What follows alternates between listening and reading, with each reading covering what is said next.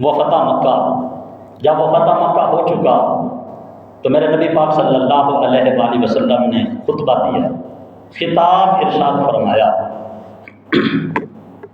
اللہ کے حبیب صلی اللہ علیہ وآلہ وسلم نے فرمایا کہ بتاؤ تمہارا کیا خیال ہے کہ اب میں تمہارے ساتھ کیا سلوک کروں گا؟ یعنی کہ وہ سارے لوگ، وہ سارے سردار کھڑے ہیں جنہوں نے آپ کو ساحر بھی کہا کہ یہ جادوگر ہے۔ جب اللہ کے حبیب نے ان لوگوں کو اسلام کی دعوت دی، قرآن کی دعوت دی، قرآن پڑھ کے سنایا، تو ان لوگوں نے کہا کہ یہ جادوگر ہے، کسی نے کہا کہ یہ شاعر ہے، اور کسی نے کہا معاذ اللہ یہ کذاب ہے، جھوٹا ہے۔ وہی لوگ سامنے کھڑے ہیں کہ اللہ کے حبیب نے فرمایا آج وہ نگاہیں جھکا کے کھڑے ہیں میرے مصطفیٰ کریم علیہ الصلوۃ والتسلیم کے سامنے، بے بس کھڑے ہیں۔ میرے حبیب نے فرمایا کہ بتاؤ تمہارے ساتھ میں آج کیا سلوک کروں گا؟ اور یہ وہی لوگ ہیں کہ جنہوں نے اللہ کے حبیب کو 3 سال تک شاب ابی طالب میں محصور رکھا، قید رکھا، بائیکاٹ کر دیا۔ 3 سال تک جہاں بندہ 1 یا 2 دن رہ جائے اور کسی کے ساتھ گفتگو نہ کرے یا بہرا ہمارا آنا جانا نہ ہو تو ہمارے لیے جینا اور زندگی محال ہو جاتی ہے، تنگ ہو جاتی ہے زندگی۔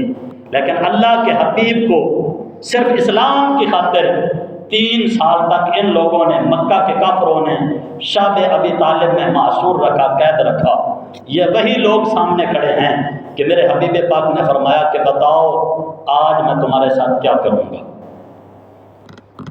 یہ وہی لوگ ہیں کہ جنہوں نے میرے حبیب پاک صلی اللہ علیہ وآلہ وسلم کے چچا جان سید الشہداء حضرت امیر حمزہ رضی اللہ تعالی عنہ کو شہید کیا، اور پھر صرف شہید نہیں کیا، آپ کے اعضاء کو کاٹ دیا، کان کاٹ دیے، علیحدہ کر دیے، آنکھیں نکال لی، جسم کا ایک عضو جو ہے وہ کاٹ دیا۔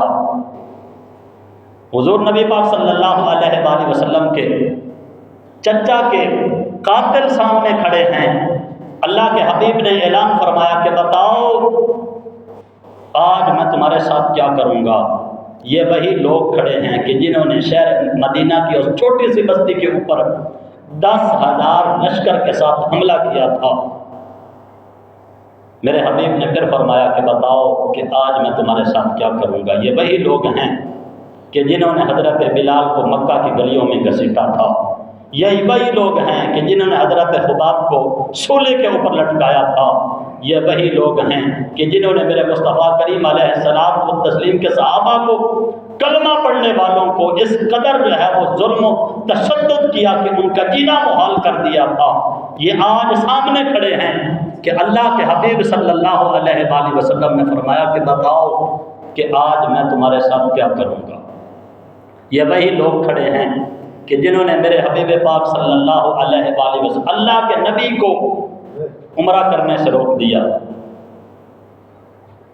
اللہ کے حبیب عمرہ کرنے کے لیے تشریف لائے تو انہوں نے کعبے سے روک دیا، کہا کہ آپ عمرہ نہیں کر سکتے۔ اور پھر حضرت عثمان غنی رضی اللہ تعالی عنہ جو قاصد بن کر گئے تھے، سفیر بن کے گئے تھے، کہا کہ عثمان تیرے نبی کو تو عمرہ نہیں کرنے دیتے، لیکن تو مسلمان ہے، تیری خواہش ہوگی، تو جب کعبے میں آ چکا ہے تیرے لیے اجازت ہے، تو عمرہ کر سکتا ہے۔ لیکن یہ وہ عاشق رسول ہے، یہ حضور سے محبت کرنے والے، دین اسلام کی سمجھ بوجھ رکھنے والے، قرآن پاک کی سمجھ کو رکھنے والے، جب انہیں یہ بات کی گئی، کہی گئی کہ آپ کے لیے اجازت ہے کہ آپ عمرہ کر سکتے ہیں لیکن تیرے نبی کو عمرہ کرنے کی اجازت نہیں ہے، تو حضرت عثمان غنی رضی اللہ تعالیٰ عنہ نے یہ نہیں کہا چلو میرے لیے سعادت کی بات ہے میں عمرہ کر لیتا ہوں۔ فرمایا کہ جب تک میرے حبیب عمرہ نہیں کریں گے عثمان کبھی بھی عمرہ نہیں کر سکتے۔ یہ وہ لوگ ہیں کہ جنہوں نے میرے حبیب کو عمرہ کرنے سے روکا تھا، آج سامنے کھڑے ہیں کہ اللہ کے حبیب نے فرمایا کہ بتاؤ کہ آج میں تمہارے ساتھ کیا کروں گا۔ سب کے سب جو ہیں یہ بے بس کھڑے ہیں اور سب کی زبان کے اوپر صرف ایک ہی لفظ تھا، اور یہ وہی لوگ ہیں کہ جنہوں نے میرے حبیب کے راستے کے اوپر کانٹے بچھائے تھے۔ یہ وہی لوگ ہیں کہ جنہوں نے میرے حبیب کو تکلیف دی، میرے حبیب کو یہ وہی لوگ ہیں کہ جنہوں نے طائف میں پتھر بھی مارے، یہ وہی لوگ ہیں کہ جنہوں نے مکہ میں مسلمانوں کا جینا جو ہے وہ محال کر دیا اور ان کو ہجرت کرنے پہ مجبور کیا۔ آج اللہ نے فاتح بنایا ہے مصطفیٰ کریم علیہ السلام و تسلیم کی ذات کو۔ اللہ کے حبیب تشریف فرما ہیں، فرمایا کہ بتاؤ آج تمہارے ساتھ کیا سلوک کیا جائے گا؟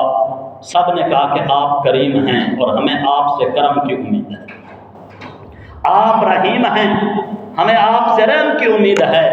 تو اللہ کے حبیب صلی اللہ علیہ وآلہ وسلم نے فرمایا کہ لا تثریب علیکم اليوم، آج تمہاری کوئی پوچھ پرتیت نہیں ہوگی، آج کوئی پکڑ دکڑ نہیں ہوگی، آج تم سے کوئی حساب نہیں لیا جائے گا، جاؤ آج میں نے سب کو معاف فرما دیا۔ یہ ہے رحمت للعالمین۔ بتائیں کوئی ایسا فاتح ہو کہ جس نے فتح حاصل کر لی ہو اور پھر لوگوں کو معاف کیا ہو؟ کوئی بھی جنگ اٹھا کر دیکھیں، دنیا کی کوئی بھی جنگ، کوئی بھی فاتح ہے، کسی بھی شہر کو فتح کیا ہے تو سب کا سب تباہ و برباد کر دیا۔ لیکن رحمت عالم صلی اللہ علیہ وآلہ وسلم 10,000 کا لشکر ساتھ میں ہے اور اس شان اور روب اور دبدبا کے ساتھ فاتح بنے ہیں۔